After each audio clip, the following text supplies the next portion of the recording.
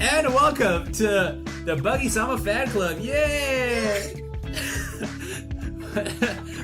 Alright, today is September 7th, Saturday. Oh, I lied. It is a Sunday. And for John in Japan, it's a Monday. Sad face. Sad face indeed. Alright, today is Sunday, September 7th. And this is your boy, John, or... This is your boy, J.A.M, here with... Alex. And our special guest all the way from Special Japan. J.A.M. Oh!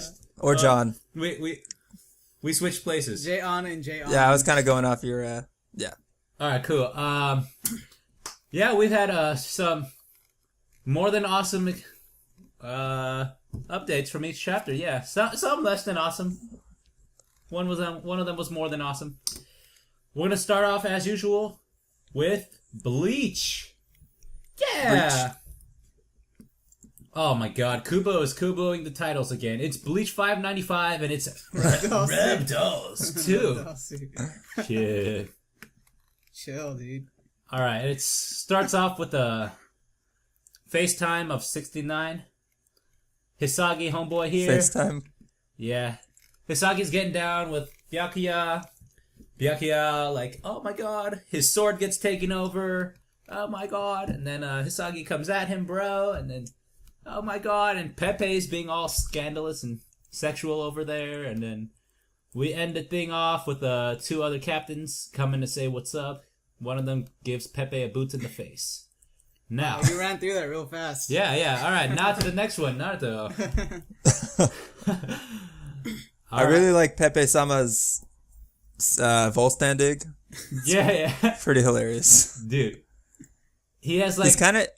Go ahead. He has like the best Volstandig so far. Like, some of their Volstandigs are pretty basic looking. The one guy on Huecamundo looked retarded with his Volstandig, and his is just... I thought his was pretty hilarious too. Yeah. The more absurd, the more hilarious. You know what what one of the powers he has reminds me of is Coming? Coming. No, the spider dude who works for Orochimaru in Naruto, where he basically yacked like spider's web out of his mouth and created a bow and arrow. Yeah. Oh, yeah, that's exactly what Pepe does right here, where he basically yaks like white-hearted jizz. Yeah. Turns it into like a Cupid's bow and arrow and basically like shoots arrows now, right? I totally forgot that's how he I don't know. He operated the Naruto guy. What was his name? Kumo something or? Yeah, Kumosabi. No, I don't know actually. I don't know what his name is. I forgot. Yeah, he was pretty crazy though. Guys. He's just one of the sound ninjas. Yeah, he like destroyed like Neji. Yeah, he fucked Neji up. Yeah. The sound 5, the sound 4, but the sound 5, right? Kimimaro is the sound 5. He was the 5th member, or the first member, however way you want to see it. Love rope. Wait, did Grammy ever show us his Volstandig? I can't remember. His dig? Or his Volstandig? Yeah, his Volstandig. I don't remember if Grammy ever did his... Wait, who's Grammy again? Was he the imagination dude? Yeah. The imagination machine. I guess his was when he tried to turn into Kakashi. Like, that was his Volstandig. Kakashi? Yeah, remember he was fighting Kakashi and he was like, oh... The only way to beat him Kenpachi? Kenpachi, man. Oh my God. I guess he was never fighting Kakashi. When he was fighting Kenpachi, he was like, the only way you can beat a monster is to turn into a monster. And Kenpachi's like, bruh, like, your body can't take monster status, dude. Yeah. I'm trying to look it up, but... Grammy. G-R-E-M-Y. Grammy LaRue. E-M-Y? Oh, Grammy. Grammy versus Aizen. When does Grammy ever verse Aizen? I think it's just like hypothetically speaking. Alright, Google is playing games with me. I want to point out something that's kind of like a big thing that maybe not be a big thing. But what's his face totally gets hit by one of the hearts. And like Byakuya gets hit and it doesn't do anything. And he goes like, it's because I don't have a heart. Which is so stupid. Yeah. Which is so fucking stupid. Yeah, because he totally does. And he's a... Wait, is that really? Or I thought that was kind of just... That's literally what he says. He's the guy who has a power hits him with a heart on the back. And he's like, oh, is your heart truly devoid of love? Love is the cause of all wars. That's how I imagined this guy talking. I don't know. I kind of imagine him like, in Pirates of the Caribbean, there's that one guy who's always silent. He's like one of the pirate lords. And then when he finally... Sri Sumbaji, man. That's yeah, his name. yeah. Wow, you remember his name? I do know his name, dude. Wait, what? Sri Sumbaji. Oh, yeah. You're right, what are you talking about? What? When they're having the gathering of the 9 pirate lords, there's one of them that's like the fat Indian guy, and he doesn't say a word, and he has like his right-hand guy from Pirates of the Caribbean. Right? Okay. And the whole time he's speaking for him, and at the end he stand up, he goes like, yeah, I remember. We shall go to war. Yeah. I remember that. Dude, I think the guy who played that was Ranjit.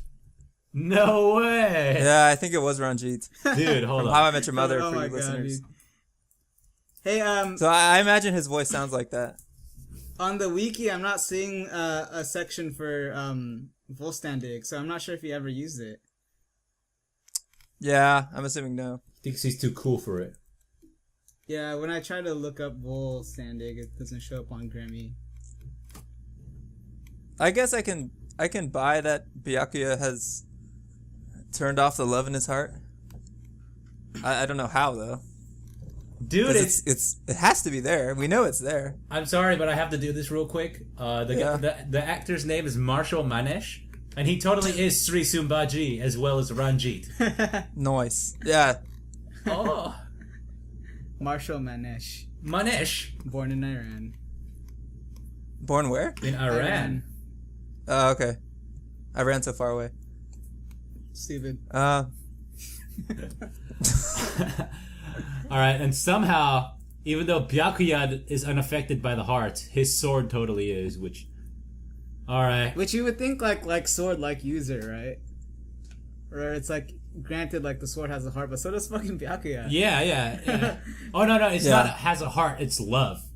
Byakuya has no love for these hoes, and his sword apparently does. Doesn't he care about his sister though? Like, Yeah, he totally does, cares yeah, about yeah. Rukia. He totally cares. Yeah. And he even says here like, oh, like I can't kill whatever the 69 face, which also kind of shows some bit of compassion, right? Yeah. Yeah. And when he gets wrecked by as not the first time, and he's like nailed to the wall, he goes like, Ichigo, please save us. It's like him having a heart, like Yeah, like a true confession. in Yeah, the yeah, moment of like- death, right? you have to have like some sort of emotion to you. If he didn't, he'd have been like, oh, you still can't save us because you're a bitch, nigga. You're still not as strong as me, Ichigo. But like he's like, no, like you have to save us now because I love Soul Society. Like, Yeah, even versus as not, the whole thing was kind of like, I don't have fear. but you do have fear. Yeah, he does have fear. I guess fear, it's easier to have fear than love. No, But still. no. No, Byakuya's character, if anything, like the love thing should have worked against him, and the fear thing should not have. Like knowing Byakuya's character. Yeah, that makes sense. Like if there was like a emotionally manipulative enemy, it's like the love thing ends up being the thing that trumps him. But then when it gets to fear, it's like I have no fear, and then But then by virtue of like, I don't know. Well, You fear out of love, right? Yeah. Either way, it's like I He- mean, so either way, can't- he should I have don't- both. Yeah, he should Yeah. have both. But you were making an argument that he would have one more than the other, and I kind of thought that too. Like it's like if you have one, then you have all. Really. When you talk I was about thinking in emotions. terms of like, I fear spiders, but I can choose to not love any animal pretty easily. So, but I fear spiders. But you fear spiders, but you love the non-existence of spiders. Yeah, right. I fear like my greatest He's like, right. my greatest fear is walking through a forest without touching any spider. That's my greatest fear. Your greatest fear is not touching them? That's what as not would exploit. Your greatest fear is not touching spiders? Well, according to that, right? Like I fear spiders, but my love is. Not dealing Oh, with right. spiders My bad. I or fucked any myself on that. Right. Right. Yeah, he's not making any sense anymore. Okay. Yeah. Sorry. I made a mistake there. Hey, I think I sent you like a video link like a long time ago where it was like somewhere in like South America there's like Oh, raining spiders. raining spiders. Like they somehow figured out how to like make webs in the sky, and it was like the whole sky was just like filled with like webs and spiders. That's some real One Piece shit. Dude, we gotta send him there on a dare, dude. Just like record it. I will pay for your plane ticket to go down there and like a GoPro camera. Yeah, put a GoPro on your forehead. On your head and just like, just so you run it through, dude. Oh, dude, that would be like, we would have to send that to Tosh Point straight up. Like, yo, you gotta put my boy John on your show. And he does like a web redemption for you, and you're just like, he's like, you have to go through. That was a pretty good pun right there, bro. Got it. Okay, well, anyway. Back on the... So, I don't really fear spiders, listeners. No, he does. He does. He definitely does. He screams like a little bitch every time he sees someone. He does. It's not just spiders either. It's like any bug. If we ever become famous one day and you guys want to troll him, mail him like a box of spiders. And like, it'll make it look like a box of cigars or something like that. He goes, "Ooh, Cubans," and he like opens it up and there's like Cuban spiders and not Cuban cigars, and just like jump into his face. And... Yeah, like Alien, dude. The face hugger. Yeah. Dude. Oh, imagine a spider that big just face hugging John. Oh. Come on, bro. Like you wouldn't be fucking pissing yourself. Oh yeah, no. Yeah, but it's just funny when we get to make fun. Yeah, no. It's funnier for you, man. That's true. I was like watching this like one video recently where it was like this like game show like took this like cute little corgi and they put a giant spider's costume on it. And he's just he's running around like scaring the shit out of people. Like one of the funny ones was like they put makeup and like just blood all over this guy, and he was pretending to be dead, and like the corgi was just standing on top of him. So when the elevator opened, it just looked like the spider had just ate the dude. That's so freaking funny, and like the girls were like, ah, like running out the top. and it's like funny because like the corgi thinks it's like, oh, they're playing, and so he like when you run, it runs after you. Yeah. Wow. Oh, man. I didn't actually watch the video, but I saw the images. That'd be the best prank to do on John for sure. I'd probably kick the thing. I know, inadvertently right? kill the corgi. Yeah, that's actually what I was saying when I was watching with a few friends of mine. It's like, how you really don't love that dog, then. Yeah, it's like I don't know. Like I feel like they had to have hired actors or something because like someone would have like kicked the shit out of that dog in self-defense, right? Yeah, definitely. Yeah. And then or like the dog would have grab died. the nearest stick or something. Yeah, and just like smash it. Shit. Yeah, if I had like a gun on me and I saw that thing, like I would have shot it. Like, just saying, like that if I saw, corgi, I know it wouldn't be your fault either. It'd be the fault of the people who put the corgi. Yeah, the in prank. costume, Like yeah. I was genuinely afraid for my life. I had a sidearm, and I used it in true fear. In the second episode of that like Fear series, they should take that spider dog to like Compton or something. Oh my god. And the dog would definitely get shot like an AK. Have you seen that image of like the dog dressed up as like a Klan member, like a KKK thing? It's like you can't. Yeah, no, yeah. There's like this like I've seen like Dog Fort where like there's like a dog dressed up as a lobster. You know what I'm talking about? It was Dog like this Fort, picture dude? of like this Klan member, and like his kid was like holding his kid's hand that was also dressed like a KKK kid, and he had like a dog on a leash that was like totally like in KKK attire, and I was like, what the freak? Like, I guess you can train dogs to hate black people too. Like, I guess. Death. By the way, right, anyway. Going to his what's it called? A Volstandig that we mentioned earlier, page 16. He totally just shouts like God's love, like, and like I can. Wait, is that what he's? Oh yeah. And I can tell why certain people love him, because the bulge in his underwear is like, yeah, he's like pointing to it too. Of champions level. It kind of reminds me of that like WWE like suck it sign. You know, they used to do that like back in the 90s. Yeah. Rikishi, man. It's Rikishi. I don't know if you remember Rikishi, but it was this fat ass dude that would dress like slutty as hell. And his like his like signature move is he'd like throw the guy in the corner, and then like when they're laying there on the floor, like he would run and like turn around and like put his ass on their face. What the hell? Yeah, that was his like move. Damn. Rikishi, dude. They used to do some gnarly shit in that show. There was one where the guy would like take off his pants and his underwear would have like a shit stain, and he would rub it on like the guy's what the face. fuck? No way, man. That sounds familiar. You That sounds remember that familiar, one? yeah. Dude. No way. You know, dude. What the He hell? would do that shit. And I then mean, they got obviously it'd be coughing and fake, dying. but yeah, they'd they'd probably paint brown paint on his like underwear just for like laughs. Yeah, but you're right? still getting a man's ass crack rubbed in your face, and he was probably sweating profusely while on that freaking thing, you know? Still gross, but not poop, not shit stain gross. Another great scenario to put John in. Dude, I'd probably be the person like throwing my shit underwear at the person. That's your signature move? Dude, sounds pretty effective to me. If that won't get them a 3 count, then I don't know what will. Yeah. John, would you rather have like a big burly man's like sweaty ass rubbed all over your face, or would you rather go through the forest of spiders? I'd rather have a fat, sweaty ass on my face. To be honest. Just gauging the fear here. Just gauging. I feel like 7 out of 10 people would agree with me. I might have just made that statistic up in my mind. Yeah, you definitely did. If you notice, when Pepe throws his love rope through Byakuya, no blood comes out. Yeah, it's probably some sort of like ethereal Yeah. sort of energy. I don't know. Hey, yeah, what the hell? And if you notice, like, none of Pepe's attacks cause anyone to bleed so far.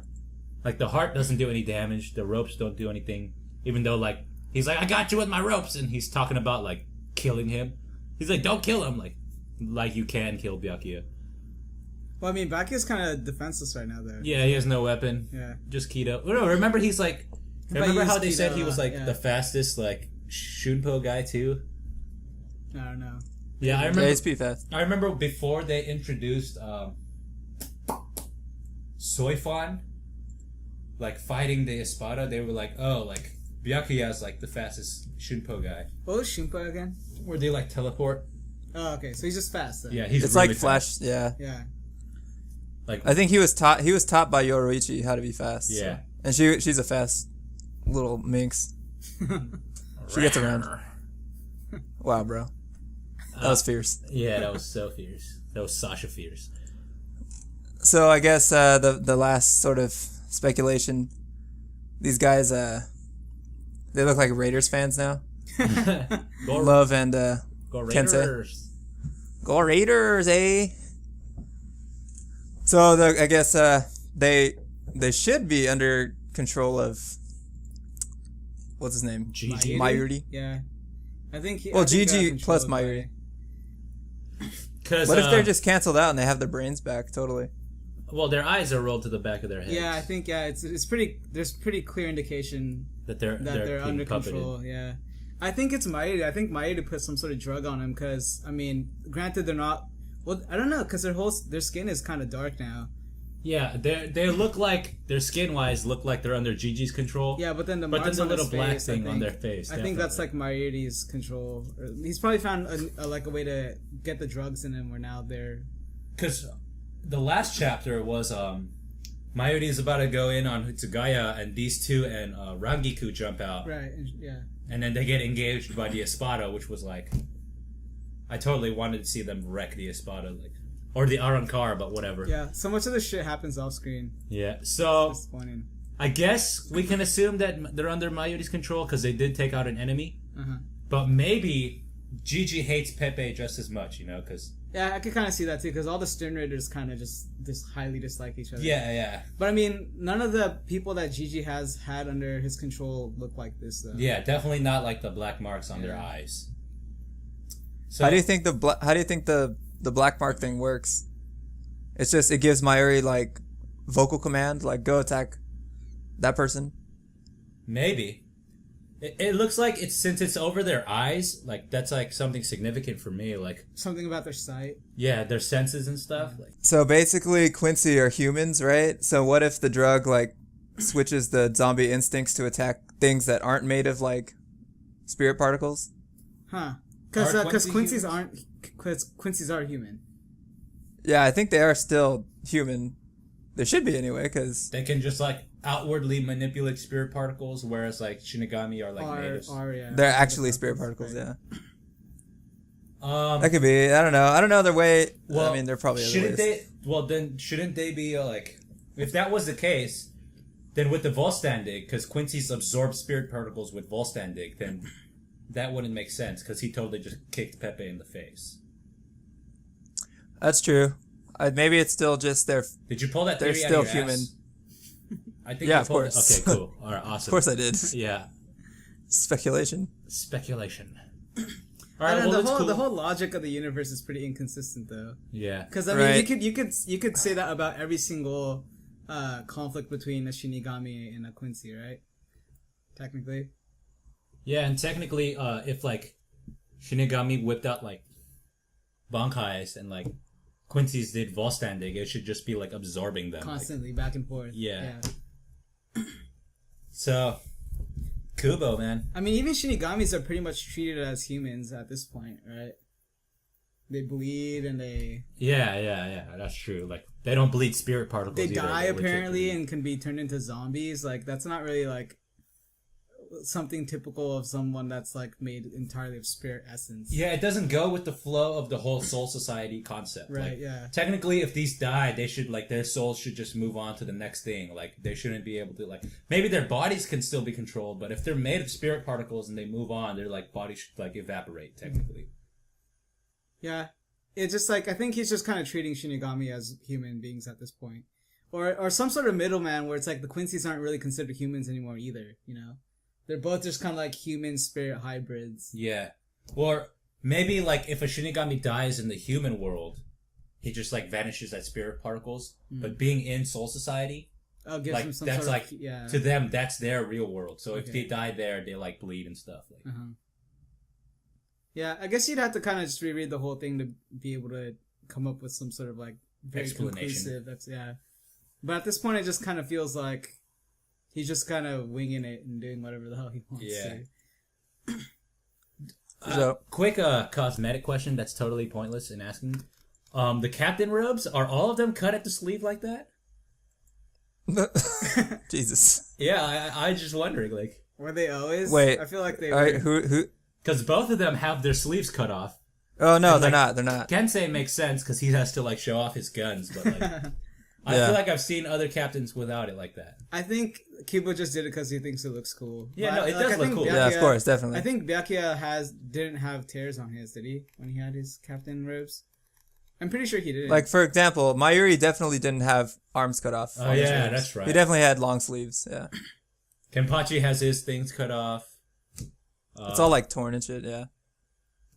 Unohana definitely had her sleeves. Which is funny because it's like they weren't in battle before that happened, so that means they did it themselves. Probably. Yeah, this, no. this is gonna look so cool. Like, damn. Yeah, Kensei's like, hold on, I can't be wearing these sleeves, bruh. I hit the gym too much for this. Dude, it totally is because Shinsui has like a pink fucking thing, so everyone just kind of customizes Yeah. their shit. Well, Shinsui's got to get max swag, so. All right, we're gonna Yeah. move on. Predictions for next week are some bullshit happens. I really can't even predict, dude. How many? Well, if Mayuri really is, the one who's commanding these new Shinigami zombies, how many do you think he'll end up commanding by the end of the arc? Oh man, Hitsugaya for sure, Rangoku for sure, so far. Rangiku. And then these two guys Yeah. right here. I bet you he's gonna do some naughty stuff with Rangiku because he doesn't get any pussy. But. I would. Oh yeah. Also, quick question: do you think, what's his face? Mayuri's mind control only works once they're under control by Gigi already? Nah, I don't think so. Because I don't think that's because for him to develop that drug, it's not like he would have known that would happen, right? That's true. If that were the case, I'd be like, wow, that's bullshit. It's bullshit. Drugs he'd for be able everybody. he'd be able to plan that out. Like, oh, I know Gigi's gonna have this like controlling. No, yeah, it's just kind of pointless. Like, why even go through that? Why not just have a drug that can control people right From the after that, start, right? yeah. All right. Gold Probably this fight will continue in Rebels 3. That's my prediction. Why'd you not the Zombies 5, dude? Rebels. All right. Oh yeah, March Out Zombies It 5. makes sense because we're going back to zombies. All right. Now moving on to Naruto, chapter 691, called "Congratulations." Oh my god. You know, normally in his chapters he puts exclamations. And this one doesn't have any. I think when he wrote it, he was just like, "Fuck." Fuck it. Yeah. He's not too stoked about it, so Yeah. he's like, ah, fuck, Yeah. congratulations, whatever. Might as well just say congrats. Congrats. Congrats. Yeah, grats. Hags. Wow. Thanks. Nice. All these, like, strange-ass looking former Kages and stuff are, like, super stoked because they totally matter in the story now, and their opinion is, like, a thing that we care about. I know, it's so retarded. Wasted 4 panels on these fuckers. Like, okay, like, you know, talking to Hagoromo, that obviously needs to happen because Hagoromo, but, like, who the hell? Who cares? Like, they're like, oh my god, it's the Sage of the Six Paths. I'm in a fairy tale. I'd be like, I'm alive, what the fuck? I know, seriously. And it's They're like, just oh. like, wow. The fact that they're like ethereal beings isn't the thing that makes them feel like, oh wow. Yeah, this yeah. guy's I They're know, like, right? oh, the ninja world has been through some crazy shit. It's like, so I've never seen the tailed beast all in one place. Like, oh. Dude, I'd like take my pants off and start beating it on the spot. Be like, yes!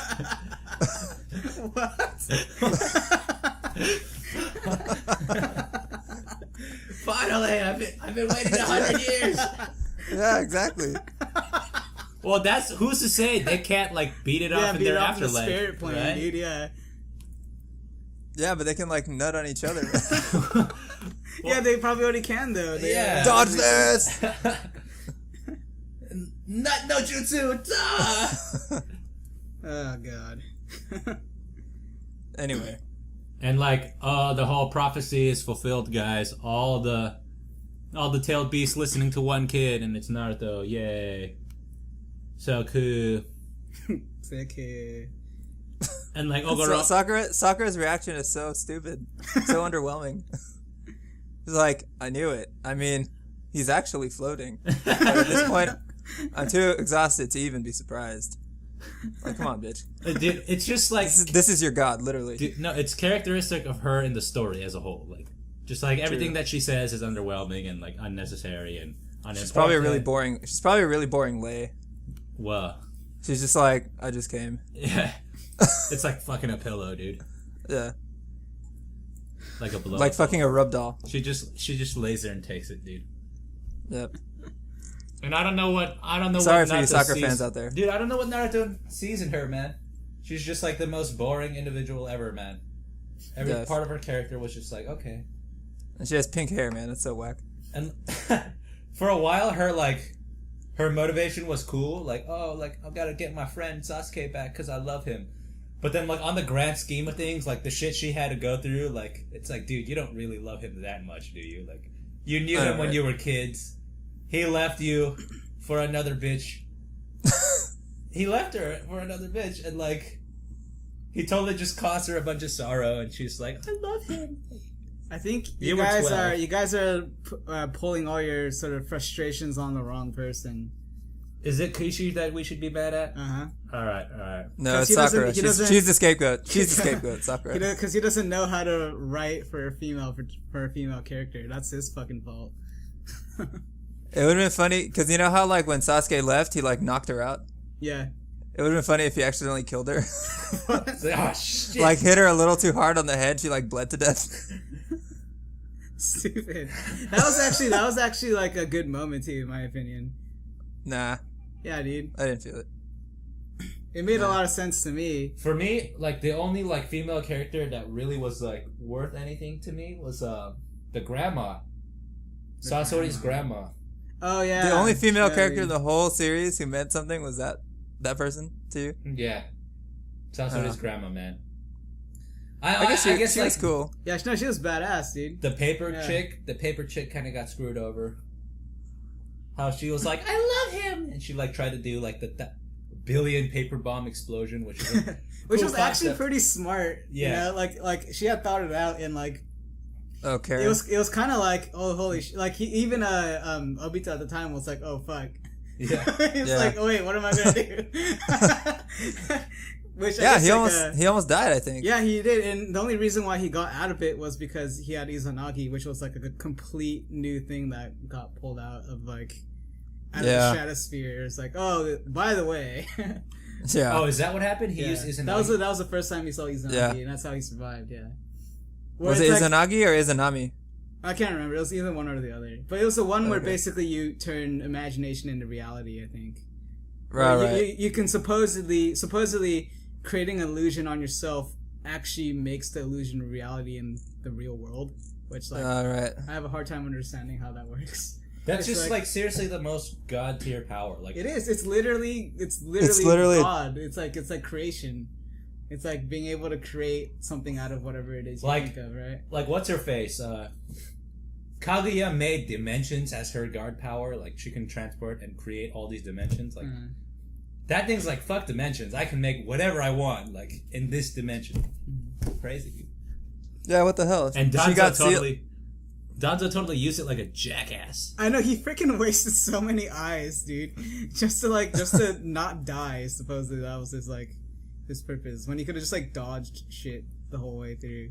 It's pretty whack when like the Sharingan grants Izanagi and Izanami, but she can't stop herself from being sealed. Yeah. Yeah. Well, she Definitely. doesn't have the Sharingan, did she? Exactly. It's like, what the hell, man? A sub power of her ultimate power is stronger than hers. Just the Sharingan was just like too crazy to start, man. Well, no, up until Shippuden, the Sharingan was cool. Like, It was. because Yeah. the only thing we had I seen bought of it was like, like you can see like chakras and stuff. And then I remember, was it like Itachi used it on Kakashi? Was that before Shippuden? That was. I think He used that it was on before- Gaara. Oh, he used it on everybody. That was before Shippuden, yeah. Where it's like that was the first time Itachi showed up with Kisame at the Leaf Village, right? Yeah. And And then- it was like 4. It was 4-on-2, where it was Itachi and Kisame versus Kakashi, Bruce Lee, Bruce Lee. No, I remember. Rock Lee? I remember Azuma Jiraiya and- showed up late. Yeah. Jiraiya and That Naruto was showed up. after. That was Yeah. after. It was Sasuke, Kakashi, Guy, No, Sasuke wasn't there. and Kurenai. Sasuke wasn't there. It was Kurenai, Azuma, Bruce Lee, and Kakashi. Yeah, it was those 4. Or initially it was Azuma and Kurenai, and then Kakashi shows up, and then after that, Bruce Lee shows up. Yeah. Guy, yeah. Bruce. God. No, this Rock Lee is Bruce Lee. Just Yeah. Guy Lee. Maito. Maito Guy. Anyway. All right. So on page 9, we see like Kakashi finishing up his conversation with Kid Obito, and then Kid Obito vanishes as a chakra, and Kakashi's eyes revert back to normal. Now I'm saying that he no longer has the ability to use the Sharingan, but I think he's just depowered, dude. but it's so significant. Like Obito finally moved on, so he's no longer with Obito in this world, so he can't use the eyes anymore. But I mean, Obito moved on in the previous chapters.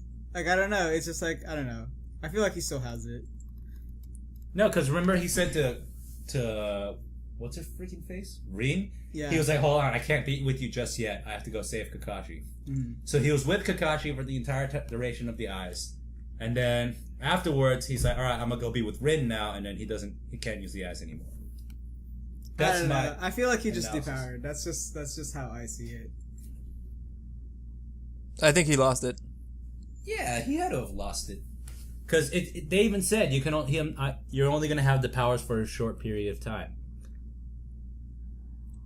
He literally had it for a Wait, chapter. when did they say that? When did they say you can only have it for a short period of time? 2 Obito chapters ago. said that. Or yeah. 2 or 3 chapters ago. Obito He said was When he like- first... He said you can only have it. He specifically said you can only have it for a short period of time. Yeah. Yeah. He What? said it won't last forever. He did? Yeah. Yeah. I do not recall reading that at all. I can't go back to it either because Manga Stream doesn't carry it. Dude, he definitely said that. He said it won't last forever. He didn't say how long it would. Or not. But...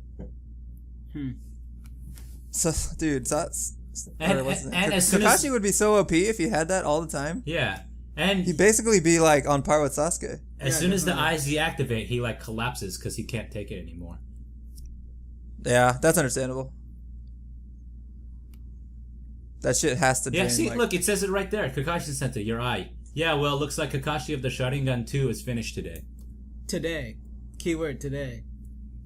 Yeah, as in, He's after planning on- today, there's no more. No, After today, I'm gonna steal your eyes in your sleep, Sasuke. That's what he said. And notice Sasuke that'd be so still fucked hasn't up. gotten the right idea. I mean, discussing whether or not Kakashi's gonna be OP at this point doesn't matter because the story is fucking done. So he can already be god tier, and it doesn't fucking matter because we're never gonna see him fight anyone ever again. Yeah, but we can imagine it. we can hope. One can hope. All we can do is imagine. Okay, well, moving on. Dude, somehow, after having all that shit happen to him, Madara is still, like, alive. He was cut in half. No, fuck cut in half. Like, his upper body just, like, freaking bloated to beyond imagination. It's His legs are there, but bros. you take it. His legs are there. His legs should be okay. But, like, the rest of them... Well, they're on his body. They're attached. Yeah, it was like the discussion last week. You remember we were talking about how Our vehement debate. Yeah, about legs or no having legs. Which made no sense. It's like, why did he get spat out with legs when his legs are still in reality? There's just like an extra pair of legs somewhere. They're gonna put the legs in like the Konoha Museum. Yeah. And like, you remember how like when Hashirama was when Hagoromo was telling them we're gonna need those legs, right? Yeah. That reminds me. I don't know if you guys have seen Guardians of the Galaxy, but like the Rocket Raccoon when he's like devising the plan. It's like, he's like, I'm gonna need that, I'm gonna need that, and I'm gonna need that guy's prosthetic leg. And, like, I feel like it's the same case where like Hagoromo's like, we're gonna need those legs, and they didn't need them at all. No, I'm just fucking with you. I don't need legs. Yeah. And then we see a little speech time. Yeah, and like Madara realizes or whatever. It takes all this for him to realize, like... And he kind of doesn't even, like... He still doesn't acknowledge it completely, though. He's like, well, maybe it might have worked. Yeah. I'm not really sure about it, though, but, maybe. There's a chance. He acknowledges that kind of a little bit. Yeah, no, he does. I think that's the point of this. And he still calls him a pussy. He goes, as soft as ever. Your hands. Dude, here's my theory, man. You know how Dumbledore and Grindelwald were like gay lovers? Yeah. Dude, I'm pretty sure they were gay lovers too, dude. Dude, it's I would buy it. I'm pretty sure if Kishi like came out later and said that, I'd be like, yeah. It's like a Brokeback Mountain type thing where they have their prospective families and children, but they're like boning on the side. And like they did used to fuck around in the forest before. Yeah, right? yeah. Who do you think's the bottom, dude? Dude. Hashirama's definitely Hashirama, dude. Is the bottom, dude. Madara is too aggressive to just be the bottom. Maybe they take turns, dude. No, he's like a power base, actually. Like he does the work from the bottom. I hope there is fan fiction of that already out there. I'm sure there is. I'm sure it's existed for many years now already. Yeah. And like, dude, I think this one line was like such a stupid line. Like, I'm gonna like, take their whole conversation of his like realization of his stupidity with like a grain of salt. But he goes, I always hated having people follow behind me. Like, are you serious? Like, now he was all about hubris and about like he was like really upset that his clansmen basically betrayed him, right? Because like he had gone through so many sacrifices to get his eyes. And so if he hates people following behind him, then he wouldn't even be mad that they betrayed him. He'd be like, oh, well, another enemy then. Yeah. Stupid. Yeah, it's pretty inconsistent, I would say. And how are they gonna wait? Right in the panel right before that, I just want to say Hashirama says like, you should have come to terms with the fact that there were things you couldn't achieve. Like, that's basically saying... Yeah, because like, the whole time they were like, we're going to do it. We're going to do it. We're going to do it. The whole manga is about, like, following your dreams and, like following through with your resolve. And he just said, like, you should have realized you were wrong, bro. Yeah. But then again, Hashirama never would have done that for himself if he thought he was wrong. Yeah. Which such a fucking hypocrisy. I told you, bro. Senju's the way. There aren't even Senju left in the world. Yeah, Yeah, they right? are. Yeah, they are. Who's Isn't, the sword? It's so bullshit to me that Tsunade they is- played no. Tsunade. That's Tsunade right. is the granddaughter of Hashirama. Right. Yeah. But she's still So, not Senju. so is she's she? like, Is she like Senju Tsunade or something like that? I Isn't her name guess. something else? she could be, unless she had like a father who married in. Well, all I know is that Hashirama is Tsunade's granddaughter or grandfather. There's a twist. Literally, her only name is Tsunade. Yeah, I think that's all that's Yeah. ever been. That's whack, man. Why, She doesn't have a double name like everyone else. dude, man? He should have gone more into these great clans like Oh shit! Senju, Mm-hmm. Sarutobi. That's how the Uzumaki is. Yeah, like, yeah. His wife is Mito Uzumaki. Yeah. I had no idea. You didn't know that? I did not know that. She was the first. The first Nine Tails Jinchuriki. Yeah. Okay, I knew that, but I didn't know that she was an Uzumaki. Which I should have known that actually. Uzumaki. Kunoichi means like female ninja. Yep. Is that like the Naruto word for it, or is that like a legit word for It's it? a weird. That's a legit word for it. Okay. I think female ninja used to actually be a thing. Mm-hmm. I thought they all just used to be like servants to the husbands. Actually, I don't know. I'm just kind of confirming a lot of things. I have no idea whether it's true.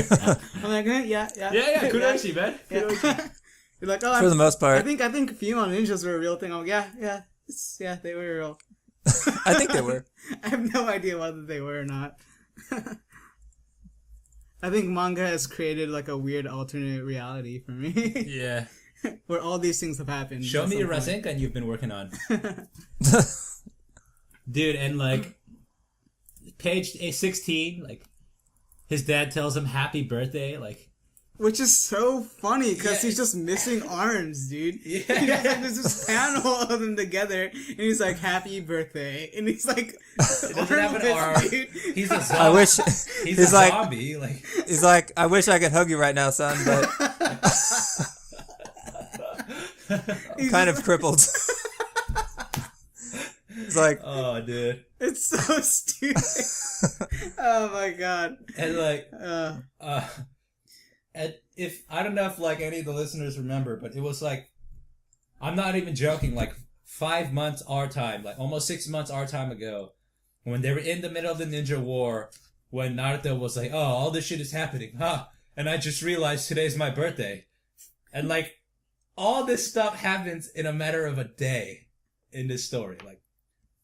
Like, they go through the Obito deal, they go through the Madara deal, they go through the Kaguya deal, they go through all that shit in a matter of a day. It's still his birthday. yeah, it feels like the war's been going on for like years. Yeah, like yeah. literally they have been fighting for years. And this is literally the shortest war in the history of wars. Like, it's been a day. yeah, one day, maybe two, and maybe 2 days. Happy birthday. Not even He's like, I'm armless. yeah. Yeah, Not even like, good job, son. Like, you just saved the world. Like, happy birthday.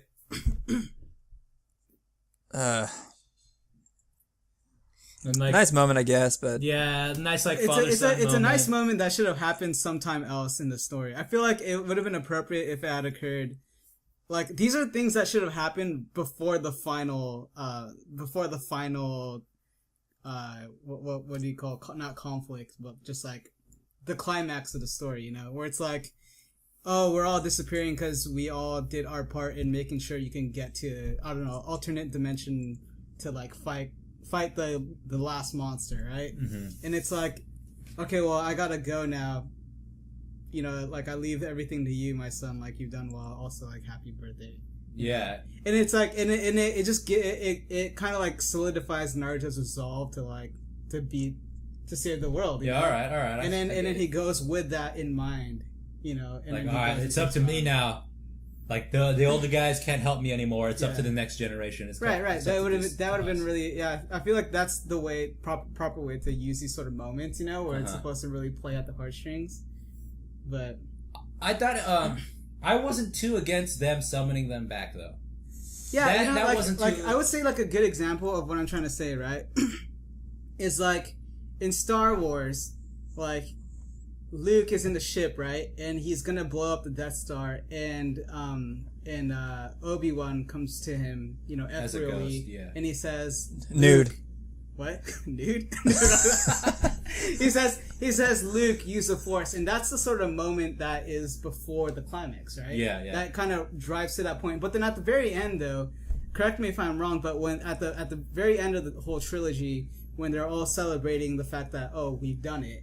You know, there's a ghost. There's the ghost of Obi-Wan, right? Yeah. So like you can bring him back in a way like that, But it's like he ain't gonna talk. But his purpose should have been kind of like I don't know, the sort of the dialogue in exchange should have been before that, and then you could have this moment where, like, at the very end, everyone's free and they're all talking to Hagoromo, who's there, and giving a sort of epilogue to everyone. And because Hagoromo is there and he's kind of the spiritual thing, maybe every spirit is there as well.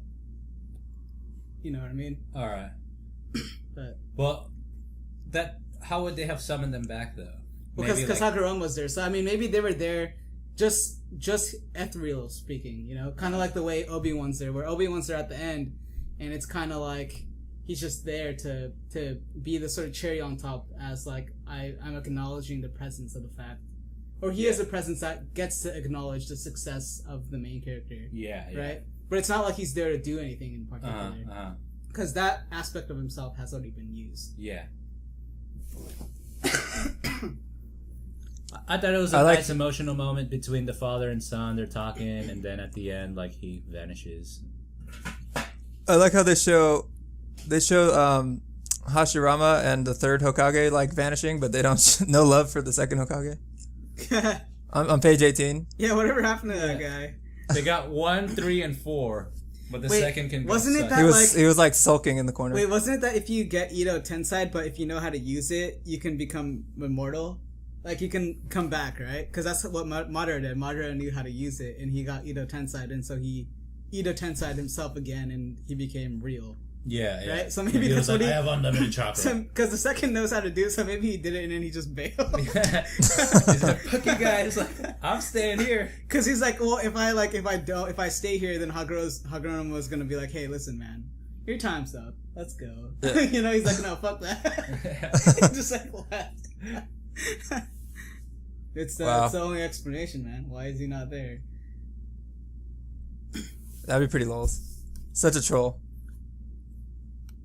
And also, he's like, but mom told me to find a woman just like her, and anyway, what does that mean? Sakura's like so? his mom, yeah. Pink hair. Untamable anger. What's her name? Hinata has confessed her love, yes. Yeah, hasn't Hinata made it like perfectly clear that pussy's his? Yeah. So yeah, it'd be kind of like shady for him to go back to pine over Sakura. Yeah, that's dude. No, he goes and gets cutting, dude. That's like exactly. Dude, like that's his like his mom. cousin, bro. That's incest, yeah. Dude, nah, dude. That's incest, Whatever, dude. Yeah, the freaking The inbreeding in Naruto is a story. it's prevalent. Like, prevalent is like an under-describing word for it, dude. It's everywhere, man. So like if Sasuke gets with that Uzumaki, cutting, could they make a baby that is basically the sage of the six paths? Because he has exactly. both. Yeah, definitely. This fucking no logic. It should just be people who either have the power or don't. Anyway, finally all the ghosts and dead people disappear. We can get back to real world stuff. Yeah, real world stuff.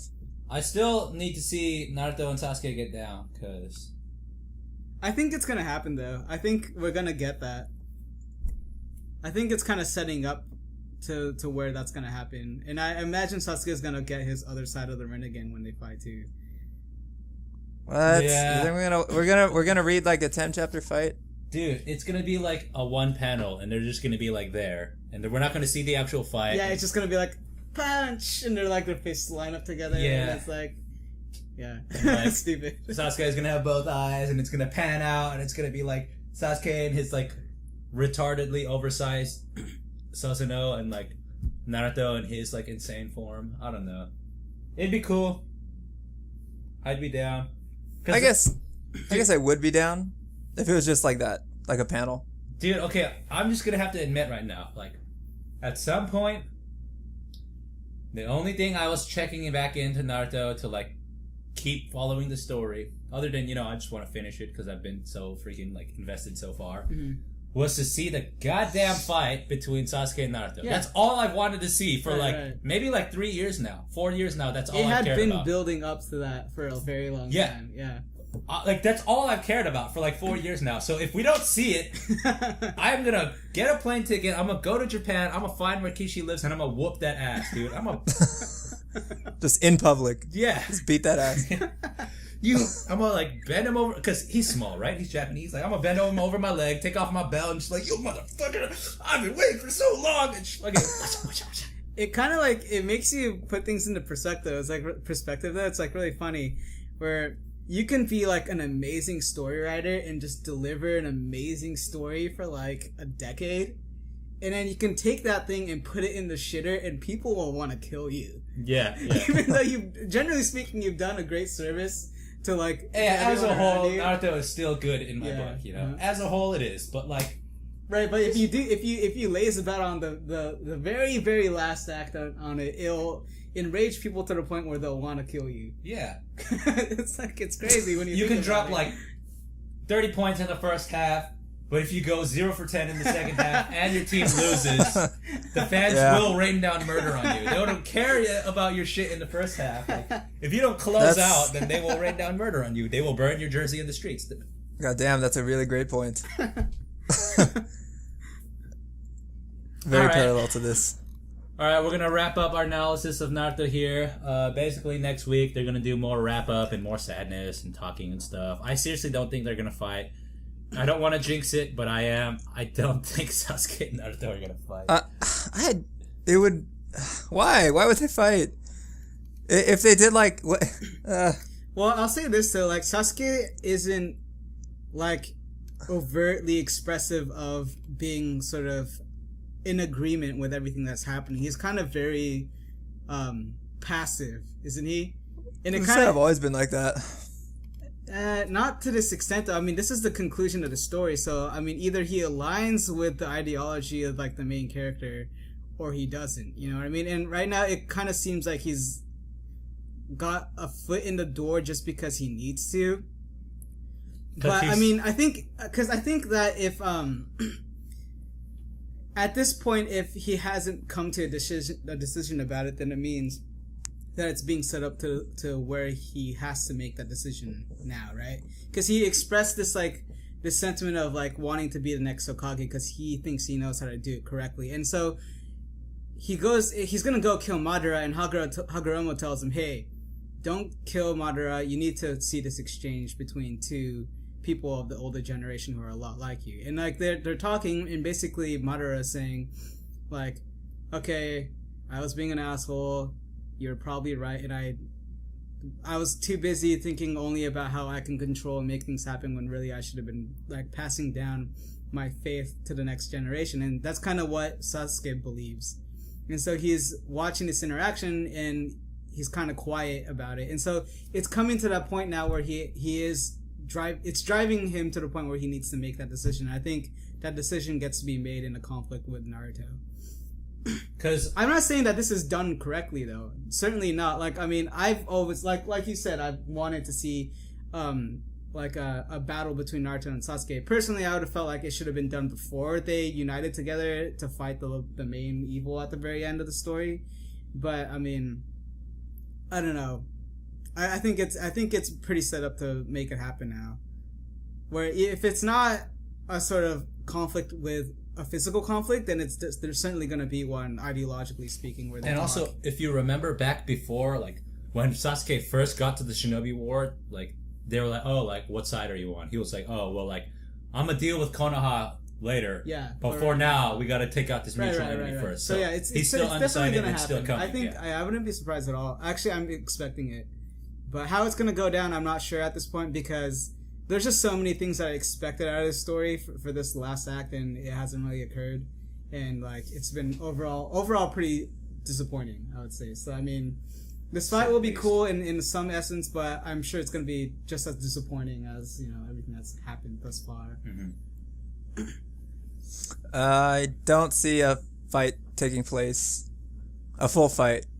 If it's going to be something, it'll be Hey, you want a couple test? pages. You want to test your Rasengan against my Chidori again? Like, you want to lose your fucking arm, Sasuke? Like, You want to touch dicks? just a tip. And we're moving on to One Piece, chapter 759, Secret Plan. See, like, One Piece always has solid, like, titles. Like, sometimes they're not, like, over the top good. Sometimes they're just basic, but they're never stupid. Like, congratulations. Rub dolls. Like, come on. Which is, I think that's kind of, I mean, I was going to say, well, there's nothing really that great about the title Secret Plan, but then at the same time, it's referring to something that we don't know about yet, right? Yeah. And then it does end up paying off within the chapter. So and when like, they reveal, it's totally awesome. So Yeah. it's like, dude, like, hell yeah.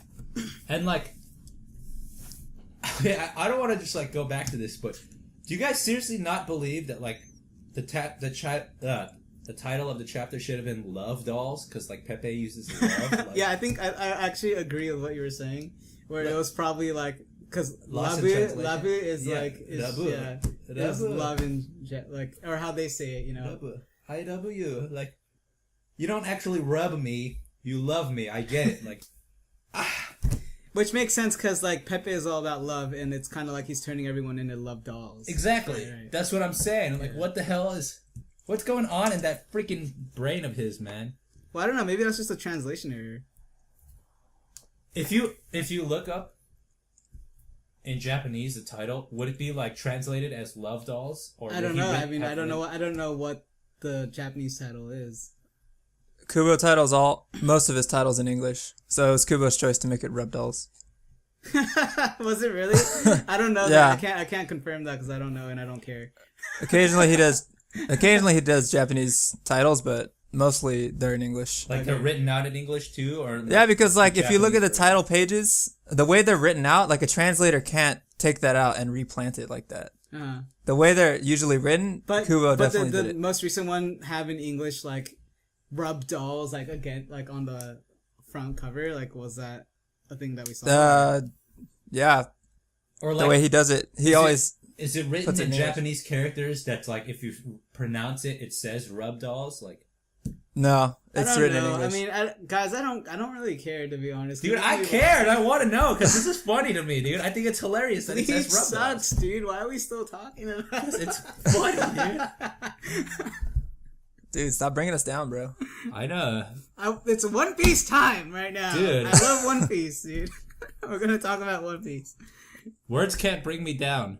Whereas So don't bring me down Bring me today, down. alright? Dude, in the One Piece cover chapter, Story? Jembe looks like deceptively thin.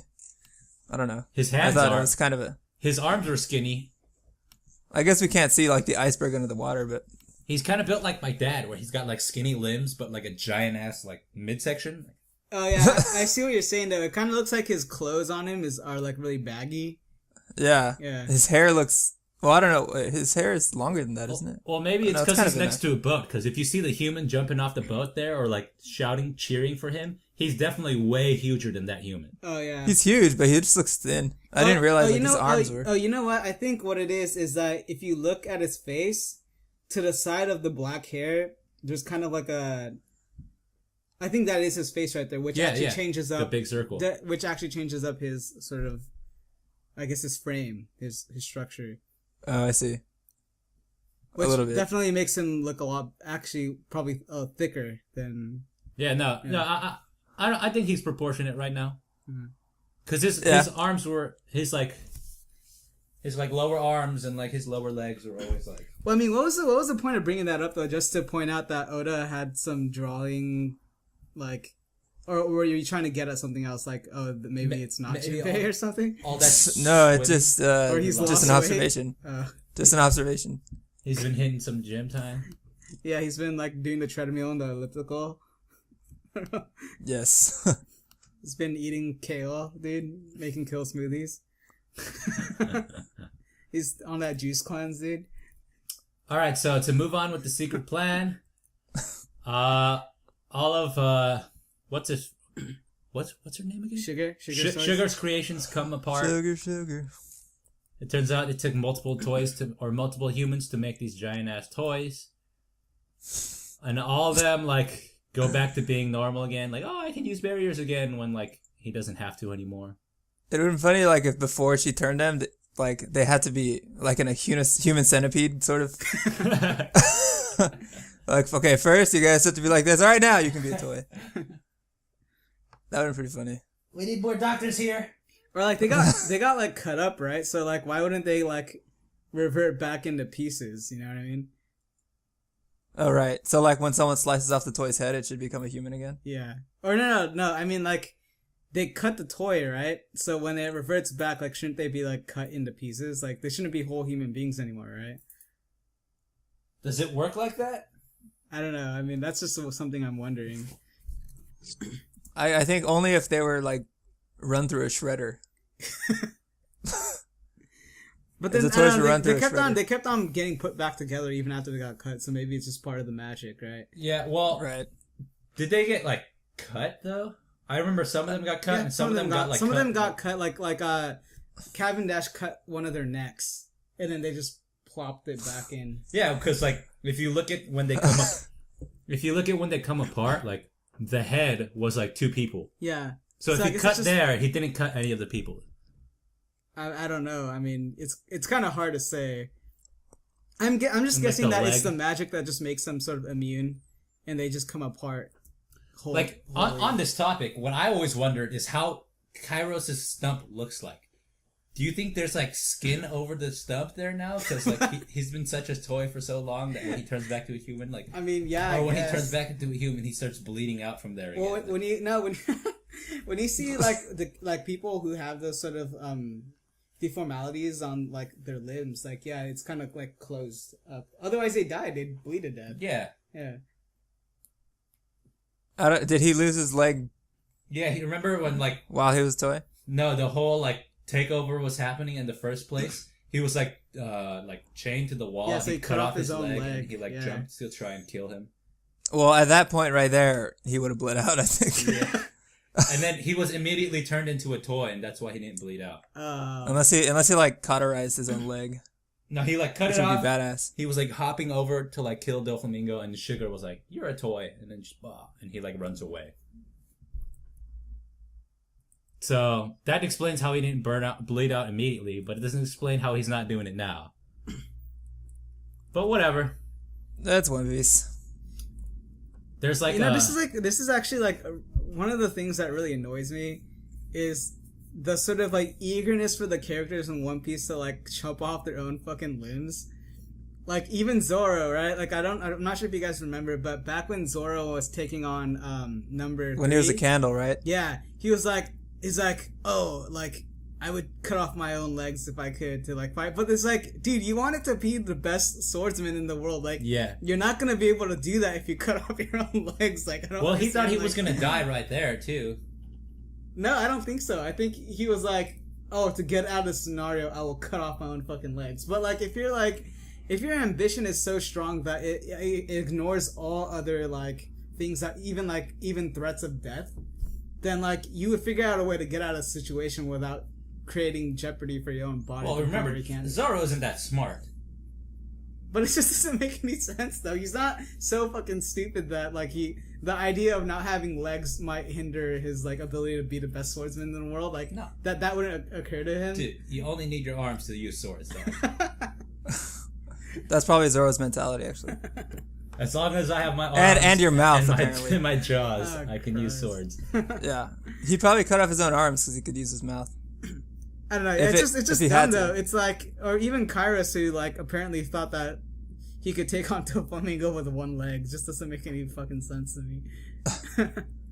I think that was a different case. But I think they were pretty close to dying right there. Like the story could have ended there. Yeah. I don't remember what stopped the candle thing from like taking over them, but that was pretty dire. No, it did take over them, and then there was like the fire, and they started like slowly melting or something like that because it was hot. Oh really? Yeah.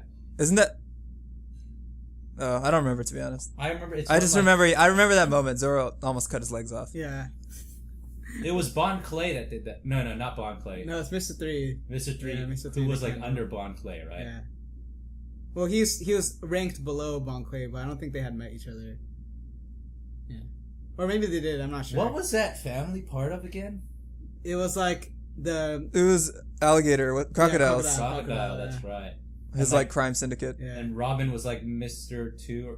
Robin was like All Miss Sunday or something. All Miss Sunday. Yeah. That's right. Miss All Sunday. Miss All Sunday. Yeah. Yeah, I don't know. It would be annoying if one of them actually, or if Zoro actually did it, but No, he's dude. just all talk. He's all talk. He can just be Stubbs, dude.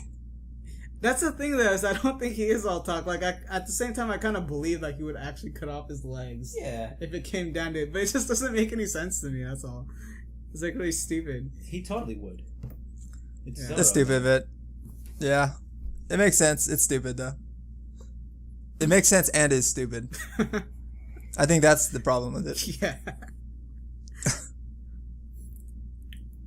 And this like conversation between Doflamingo's soldiers and Gladius, he was like, "Oh, I thought we were gonna be toys forever," and he was like, "Oh, no, you would have been our homies," and he was like, "Nah, Yeah. nah, you would have like, been JK. those toys forever."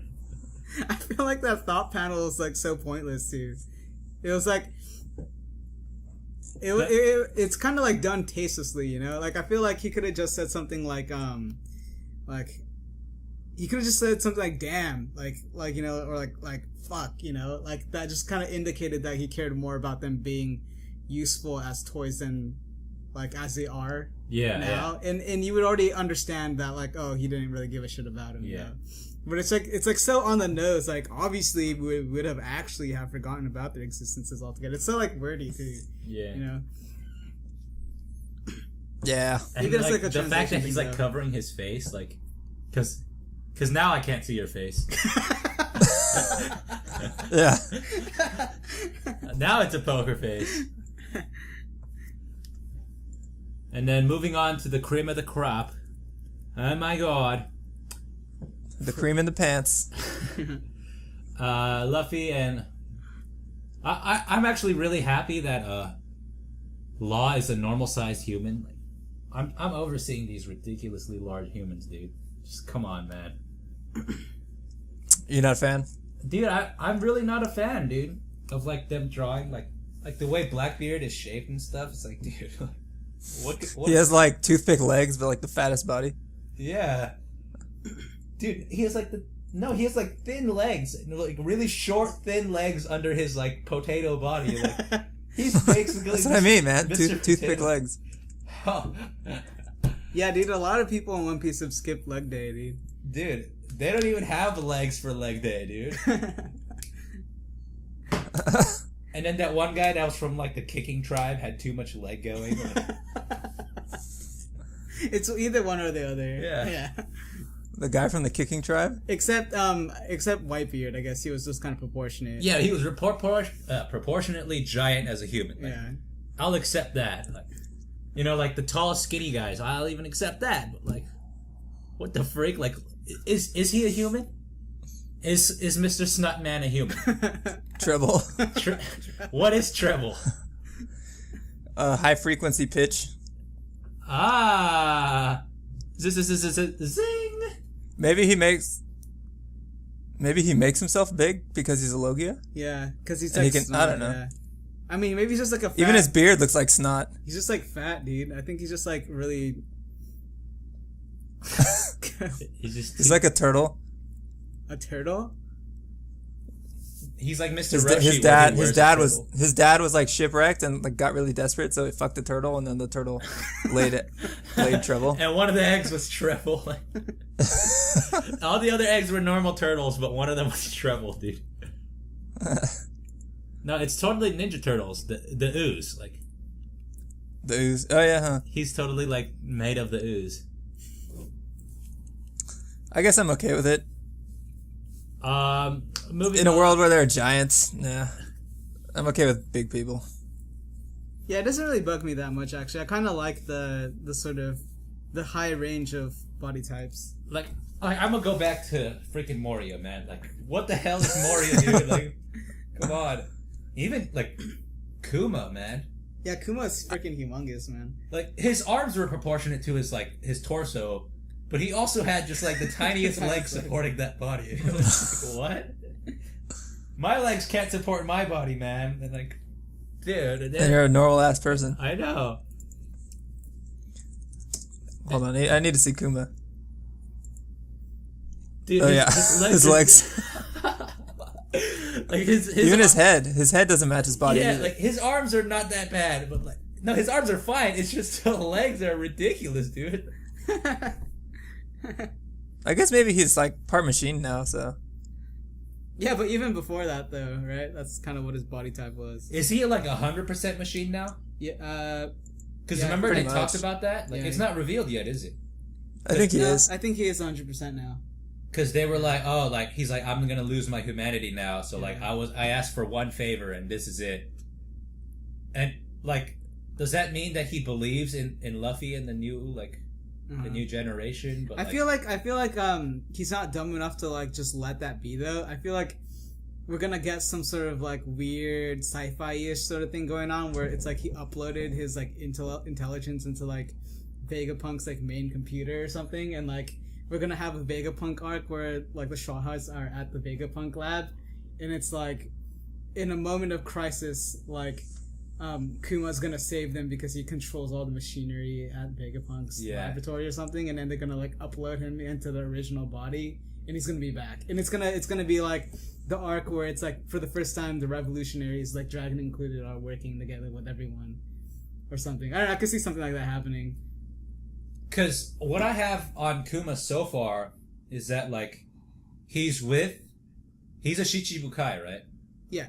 He's with the world government because it gave him like access to like a bunch of stuff. Like he was a spy. Yeah.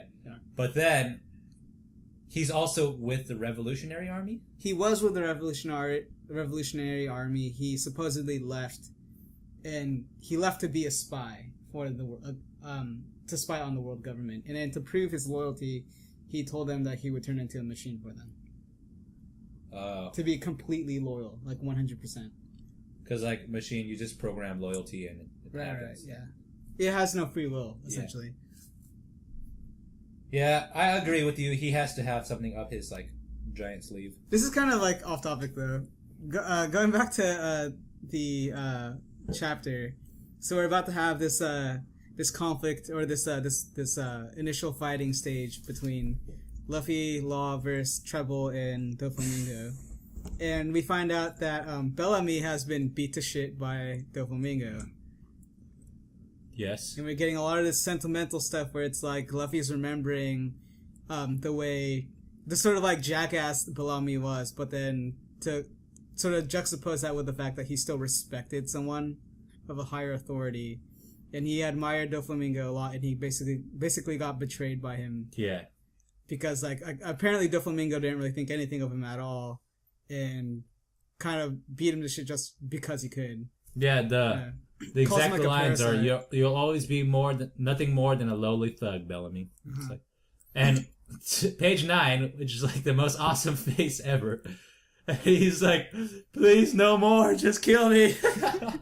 And Luffy's like really pissed, and it's like, god damn, you feel the sort of this is what you do, you know? This is the sort of plot device you create in story where you remind the main character and the audience why like the bad guy needs to go down, you know? And so this is what is being done. And I think it's funny that Oda sort of like contrasts this like so in such a humorous way where, you know, at the same time we remember that Doflamingo is really manipulative, and I guess this is where Luffy's gonna have some problems, is that he's really, really eager to jump the gun, and he plays completely on emotion. Yeah. Whereas Doflamingo plays on people's emotions. Yeah. And so he gets really mad, and he just jumps immediately to punching him, and Doflamingo uses Bellamy's face as a shield, and he just gets kicked in the face. It was like the funniest thing. Like, it's like so sad, but it's like so funny. Yeah, I was just like laughing for like the longest time. Like page 9, you like feel sorry for Bellamy. You hate Doflamingo for betraying his like guy that like totally looked up to him. And like he goes in the very next page, like the most hilarious thing I've seen in a while. Just like, oh, you're gonna kick me? Oh well, what do you think about this? And like Luffy's facial expression is like, oh shit. And yeah, this is sort of like, at the same time it works on a level where it's like it's some great characterism where Doflamingo takes this guy and uses his face as a shield, right? Yeah. And it's like you kind of set up the sort of sentimentality, and it's like Doflamingo almost trolling the sort of plot or the sort of like the writing device itself, where he's saying, I don't care about that. Like, like this is who I am, and I will shit all over your sentimentality by like making you the character kick him in the face. Yeah. It's really troll like. Not only are you kicking a man when he's down, but I'm making you kick your friend in the face when he's down. Like, yeah, it's in the face. Yeah. The face that was crying just a second ago. Yeah, please kill me. It's like so pathetic, and then it gets stomped on. It's like yeah. It's like salt on the wound, right? Basically. And like, if you go, my bad, John. He says like, "No more, please, just kill me." And then the next time he talks, like he can't even talk right. Like next time he speaks, he's like,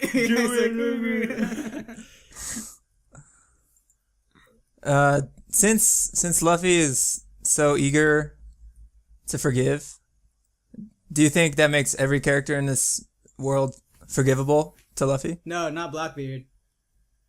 Probably not Blackbeard. I bet you he's not willing to forgive him. Because he killed his brother. Yeah. Yeah, he killed Ace, man.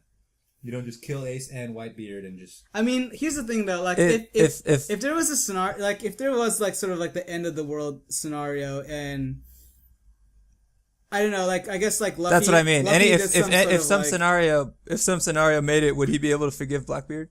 I don't know, maybe. I mean, I kind of like see Luffy a little bit like Goku, where it's like Frieza killed Krillin, right? And shot Piccolo through the heart. Basically just mass murdered a bunch of people, killed Vegeta. But even at the very end, Goku was still like, listen, you know, it's over for you, so just like leave and don't ever hurt people ever again. You know, and it's like, I guess I can kind of see that in Luffy, but at the same time, like, that's not his character though, right? It's kind of just like, it can go, I can see it swinging either way. I feel like Blackbeard is gonna die though, just because, like, it matters more not what Luffy wants, but actually what the audience wants, and what the audience wants is to see fucking Blackbeard brought to justice, I think, you know? Well, to even, like, further that question, do you think Luffy could kill anyone? Blackbeard didn't even kill his brother though. But there's no doubt though that like Blackbeard was the reason, and I think Luffy knows that, cause there were like specific moments in the chapters where it's like Blackbeard basically taunts him and says, "Oh yeah, I was the one who brought him to his knees and brought him here." Yeah, right? he captured it. And Luffy gets really pissed off and he tries to attack him. So I mean, he knows exactly why, you know. Part of his, like, I think his perspective is the alignment of the way the story looks at the scenario too, where Akainu needs to go down too, because obviously, but I mean, he needs to go down for different reasons though, you know what I mean? He needs to go down because he's got this sort of absolute justice sort of like perspective that isn't always healthy to have, and that's why we know that he needs to get taken down. But like, it's not like Akainu had some sort of like personal sort of malice in his need to take down Fire Fist Ace. It's like he took him down because that was his ideal about what needs to happen for the world to be good, right? Because Ace is kind of you like a big you figure, either right? have criminals or you don't, and so his was almost kind of like an objective viewpoint of how to do what he does. Whereas, I mean, I think Blackbeard comes from a much more darker place, or a malicious place that's just kind of like more irritating and easily angering. And and I think that Luffy has to align with that sort of perspective. I get what you're saying. Akainu is more of like a justice propelled thing, and in certain cases, like he's even a good guy through that. Like justice may like really be like he might agree with Luffy in some aspect of justice. You know, like all right, I agree with you. Like this guy has to go down, or like this guy has to live. Like, This Right, guy it's not is like after the war there was a scene where it was like I forget what the Blackbeard pirates wanted, but they were trying to negotiate something with Akainu, or they were trying to negotiate something with the Marines, and Akainu himself shows up to take them down, and they're like, oh fuck, it's Akainu, and they leave, right? Yeah. And it's not like Akainu was like, all right, Blackbeard, like, we're both evil, let's work together. Yeah, I'll give you scratch my back, I'll scratch yours. It's not like, no, he was kind of like, no, you need to fucking go down too, because you're evil. And so he shows up, it's kind of like a very objective, I think, sort of ideal of like what should be going on in the world. And for him, it's like pirates, good or bad, need to be obliterated off the face of the planet. We need to go with just the Marines. And maybe later in the story, maybe we'll see him like realize that, because there's still like the whole darker aspect with like the spaceman people. Yeah. What are they called? Like the kings or something like that. The dragons, celestial dragons. The celestial dragons. That's right. With them and like them running like the Marines and stuff. Like he may like later on realize like, oh shit, like I'm doing the wrong thing by being a Marine. Like I need to take out this whole thing in like my aspect of justice. That's the one thing I don't think he's gonna do though. I think like. You think he's a diehard Marine? Yeah, I think he gets orders essentially from people who are up on top. I don't think he's like a critical thinker like that. You know what I mean? I think he gets told. It's kind of like the way the military functions in some ways. Like that's kind of like a controversial thing to say, but I feel like you get your orders and you just do what you do, right? Yeah. Based off what people tell you is right or wrong, you align to that. Yeah. And you do what you do. Whereas.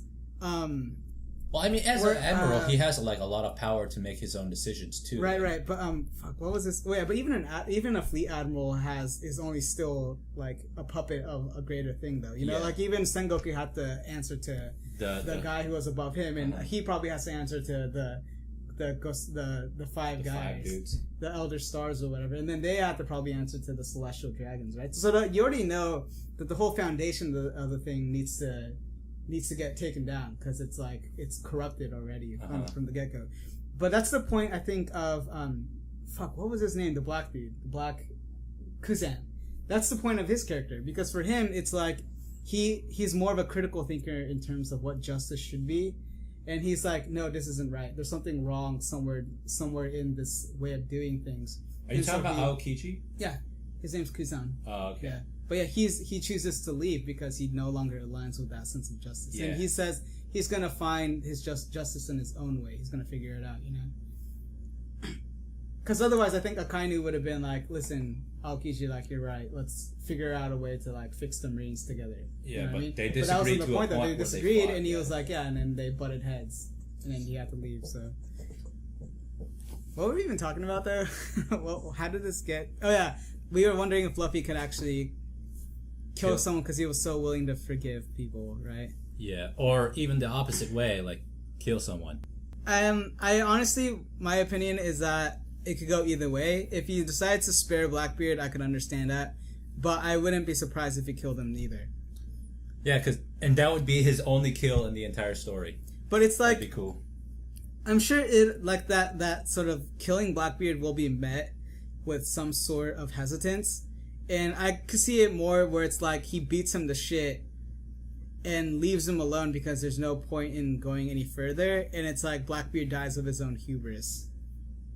You know what I mean? Kind of like exactly what happened between Goku and Frieza, where it's like Frieza got cut in half, and so he's pretty much done, right? He's been beaten. There's really no point in going any further. Mm-hmm.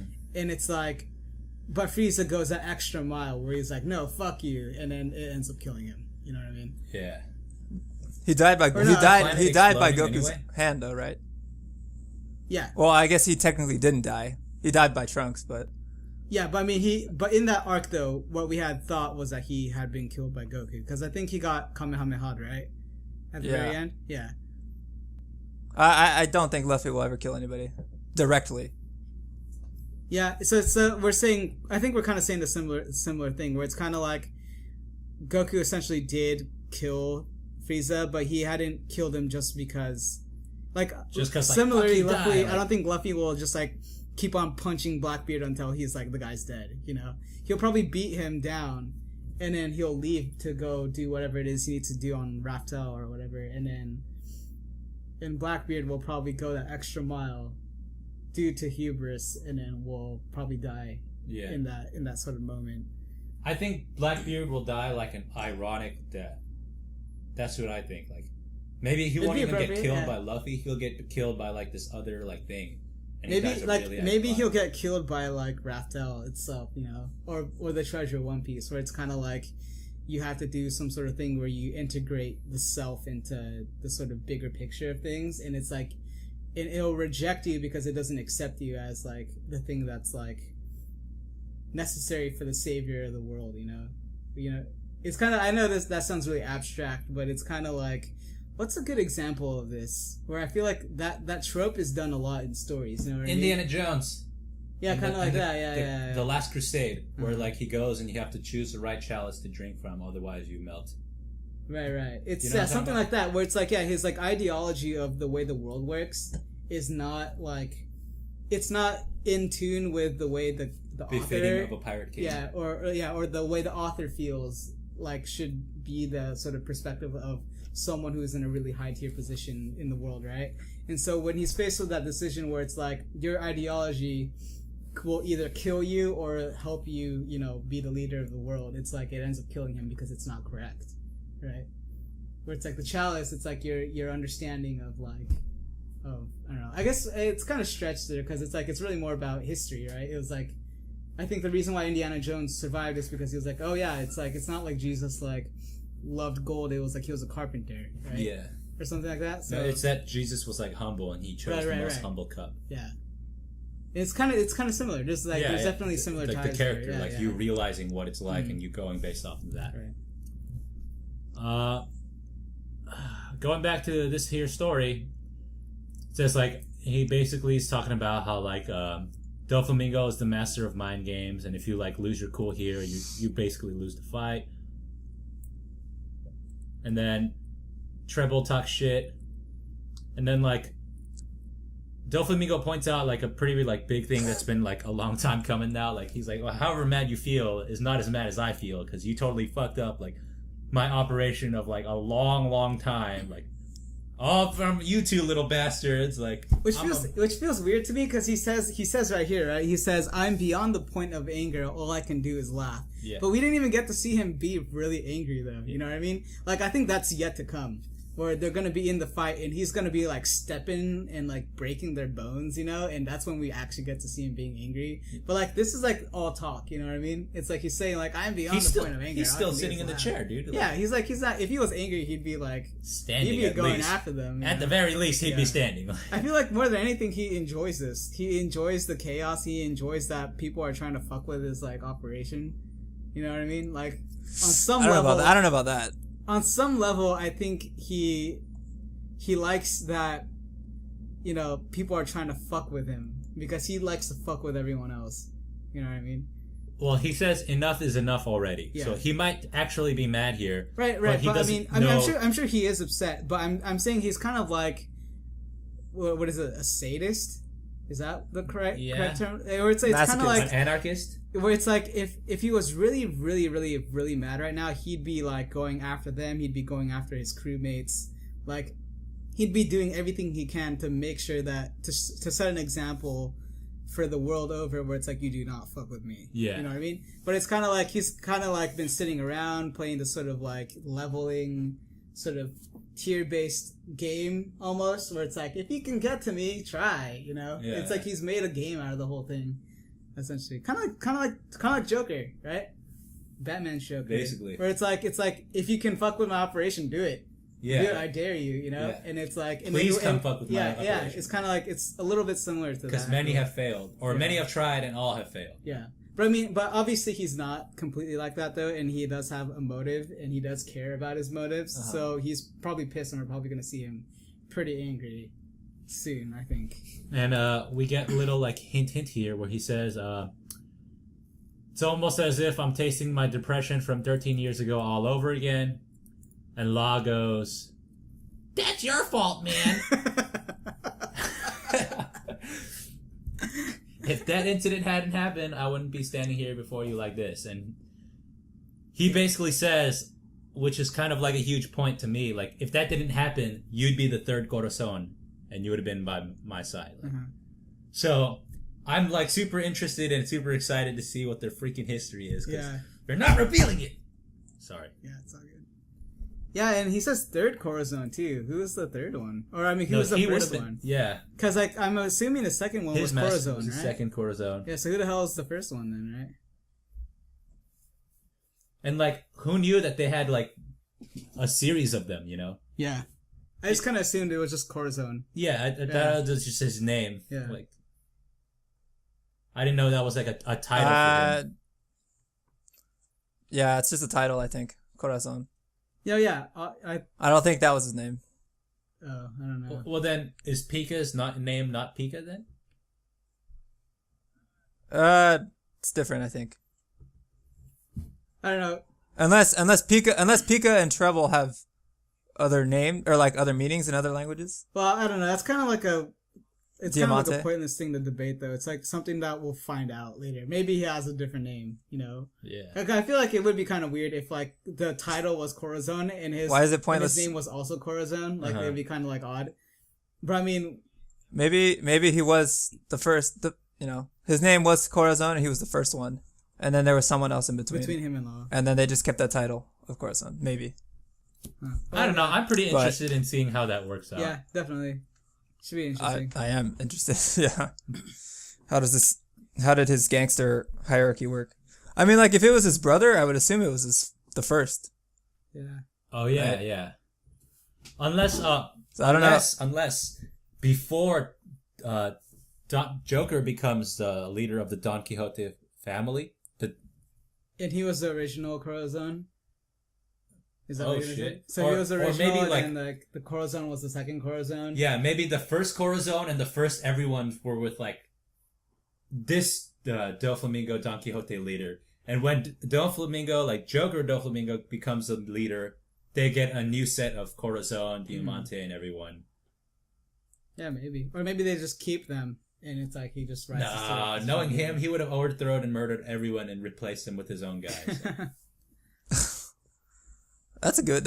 I like that. Doflamingo might have been the first. Like when he started, it was the second for everyone. Like the second Diamante, the second Pika, the second Corazon for everyone. And their I think those guys are. I think those are just their names. Those are just their names, because they're just like executives, right? Yeah. So maybe they're that. His name's actually Treble and stuff. So. But what about Corazon? Corazon is a special man. That's right hand man.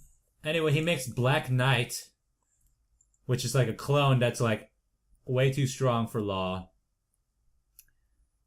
And then gets Bellamy up and going to fight him, which I didn't know Bellamy had two swords, but whatever. That's also kind of... Yeah, I never knew he had swords.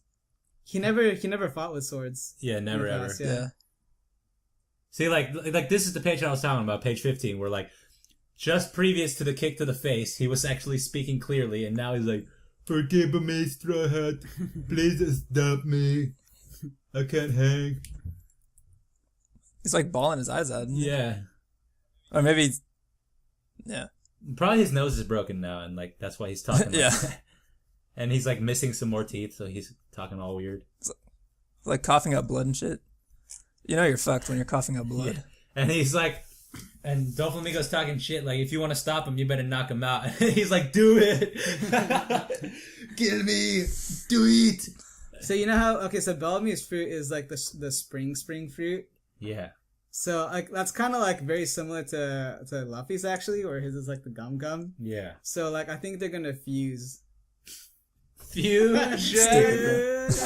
and so it's gonna be spring gum. Spring gum, dude. Where you got that extra bounciness. The most redundant power in the whole fictional universe. Where you can gear second and spring your feet to like the ultra fast movement. Like level 3 fast movement, you know what I mean? Or like maybe Bellamy's gonna die and he's gonna eat that fruit too. He'll have double, and then he'll take on Blackbeard next arc. If you look up redundant in the dictionary, it says C redundant. That's funny. Does it really? No, it doesn't. No, it That's doesn't. funny, That's a Robin Williams joke. Yeah. as tribute. R.I.P. From what? That's just what from one of his stand-ups he used to do, because before he became a movie man, he was purely a stand-up man. But anyway, he's like, there's no way I can do that. You're my friend. And he's like, oh, I love you, Luffy. That's nuts. He makes it. He's like, what? And I can't see what's happening in the panel, but Doflamingo calls out that like if Law gets hit one more time, he's done for. Which we talked about this last time. I think he's talking about Bellamy, isn't he? I assumed he was talking about Bellamy. No, he says, I taught you once before, didn't I? No. Okay. So here's the thing, right? He's talking about how Bellamy is weak and cannot choose how he wants to die. Because Bellamy is asking Luffy to take him out. Please kill me. I'm done with this, right? Mm-hmm. And so he's saying, because Bellamy is on death row right now. Yeah. He's about to die. So he's saying one more hit, and it's because the whole thing right now is focusing on Bellamy, right? The whole thing is about Bellamy and how his sort of like perception of who he loved is completely wrecked. He's turning to the other side. Luffy's conflict right now is I don't know what to do. I really don't want to hurt you anymore. And he's saying, okay, well, one more hit for Bellamy and he's done. Because that's what he says earlier. He says if you want him to stop, then kill him. Beat him to death. Right? Yeah. And so he's saying the weak do not get to choose how they die because Bellamy is asking for a swift death. And Luffy's not giving it to him. Right. That's how I interpreted it. Because, Law's not one hit from death. Right? Maybe one like claw thing from Doflamingo. And he's just like, GG. Because he did just get shot and stuff. That all happened. That would be highly disappointing. Well, we did talk about how he might have been fragile. Mm-hmm. But yeah, so on the next page.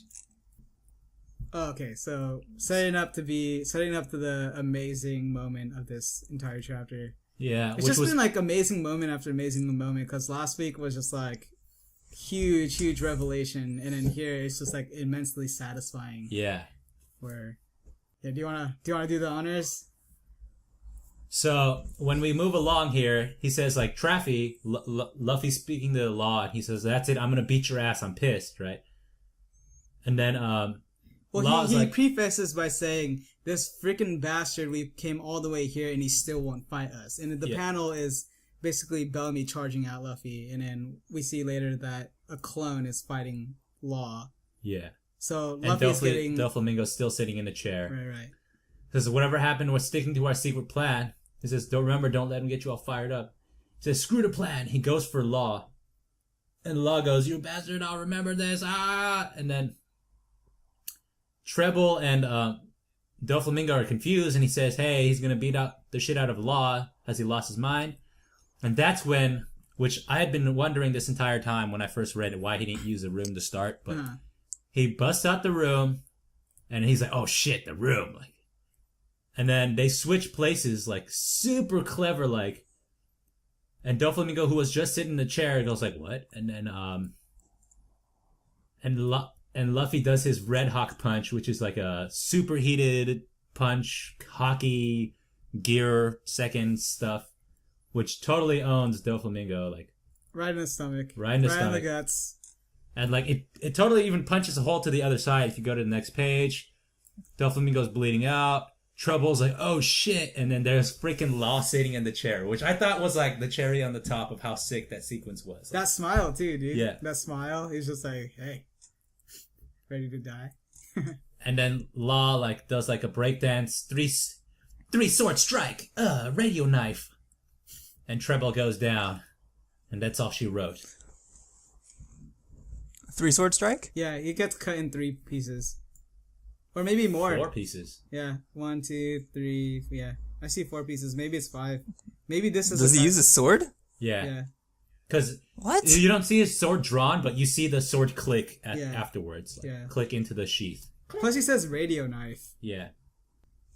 Yeah, I wasn't sure what he was doing. You know what's dumb though is if because obviously he's not dead, right? Treble's not out for the count already. Yeah, right? hell no, he's made of snot. Right, but it's like, but then why wouldn't Law attack him with hockey then?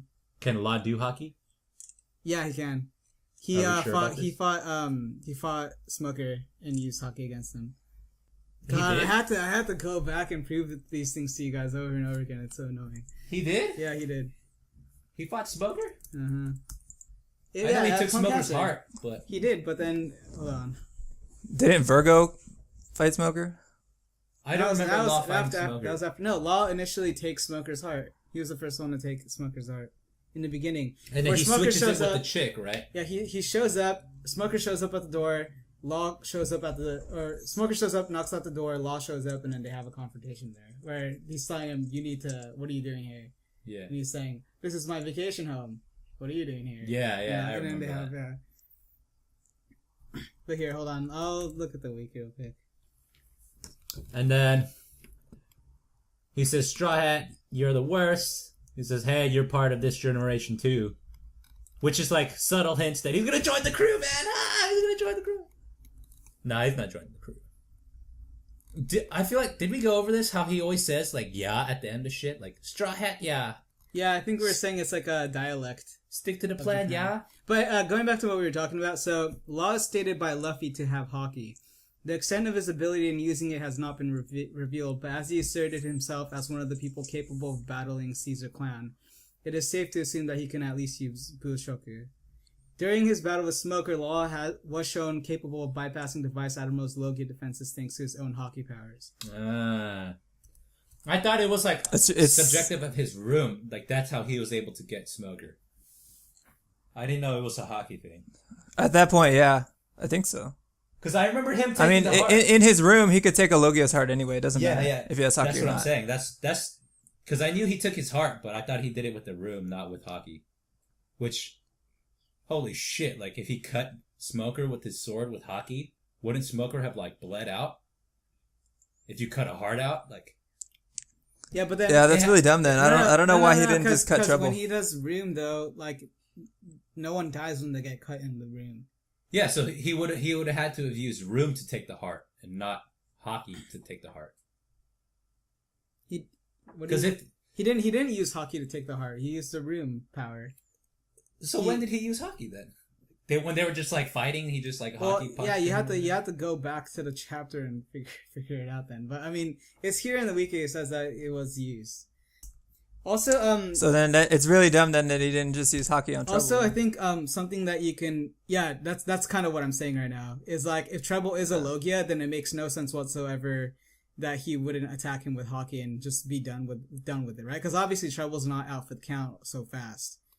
I guess maybe Trouble used Haki to defend himself too, and it's just feigning, like, patheticness.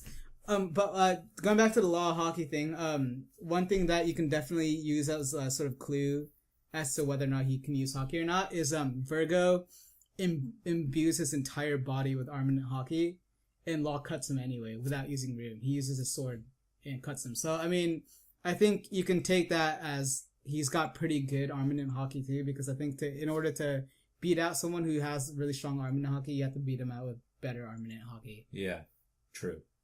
So, there's that. All right, predictions for next week. Doflamingo's gonna get up. Obviously, it would be sad if he went out with one punch. Because that's like one of Luffy's strongest attacks, I'm assuming. But like Doflamingo can't have gone out that easy. He has to have something more. No, definitely not. Yeah, he's still. It would be very anticlimactic. Yeah, for sure.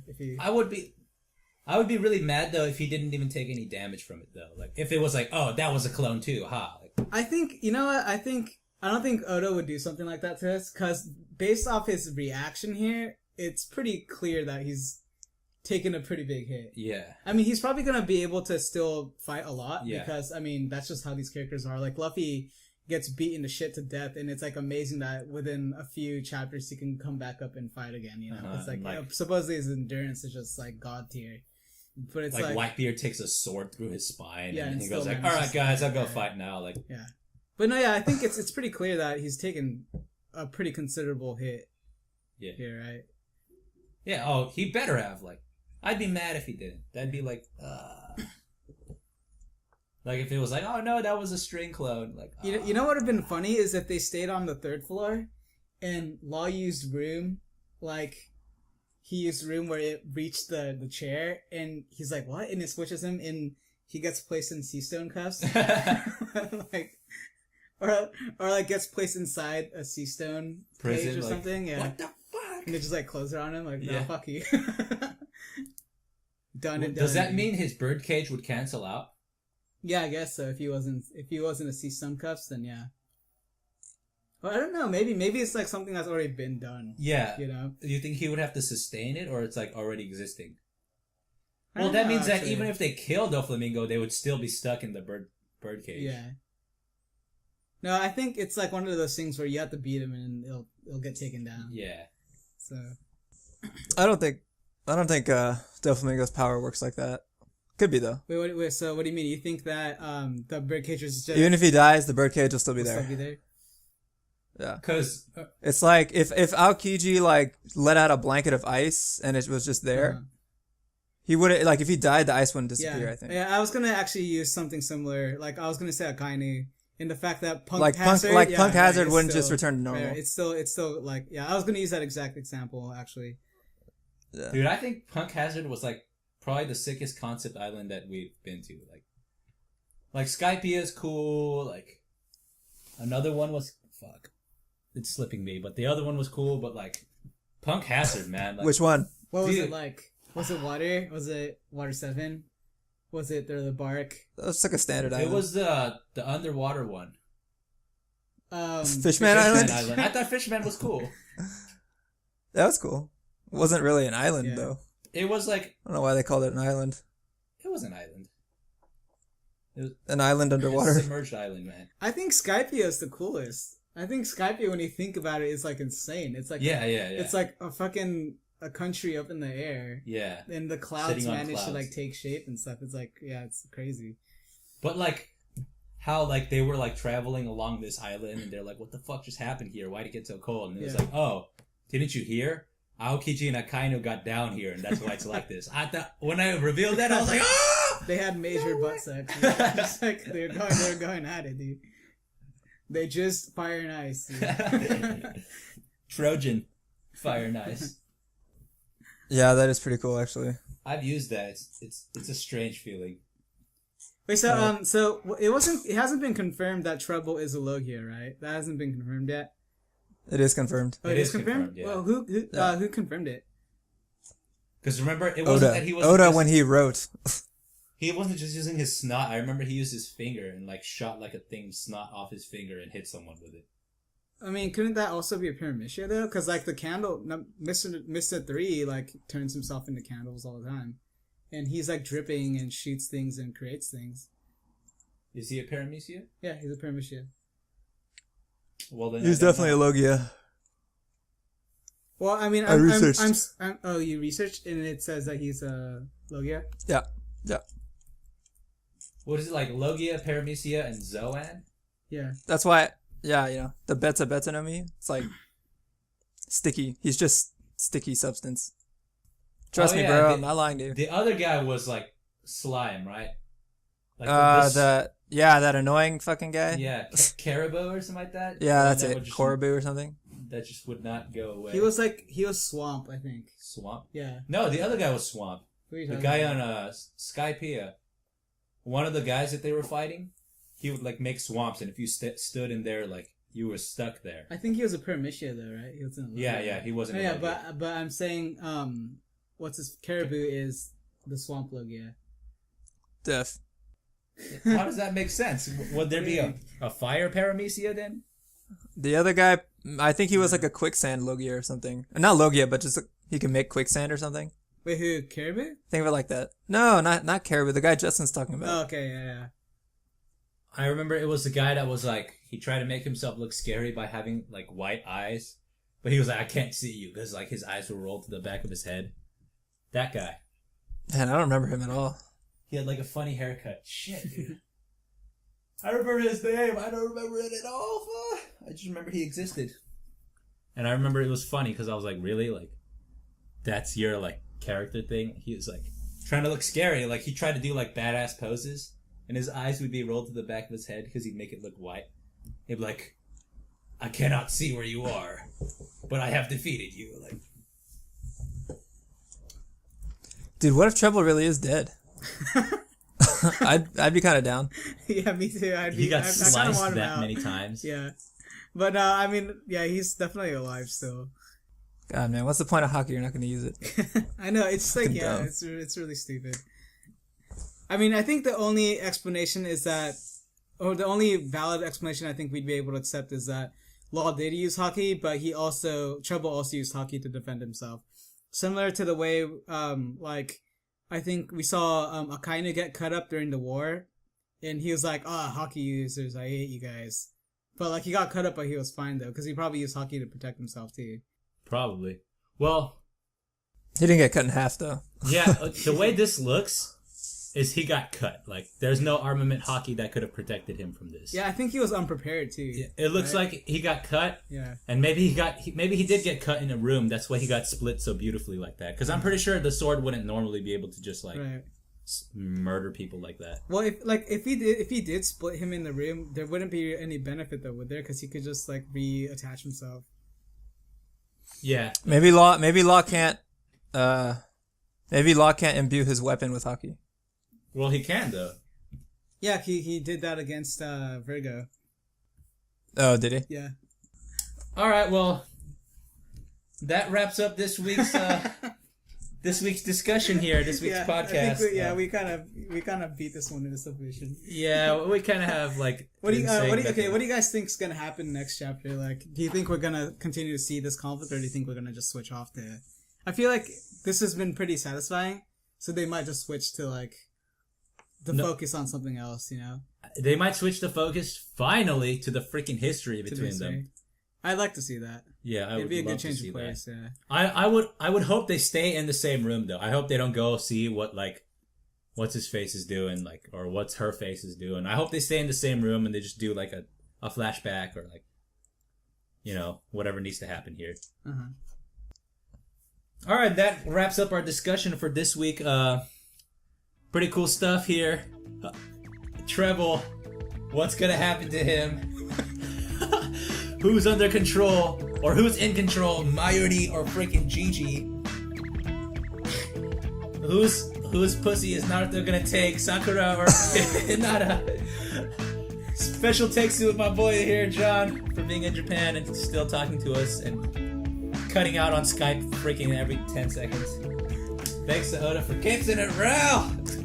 It keeps it real. All right, and we out.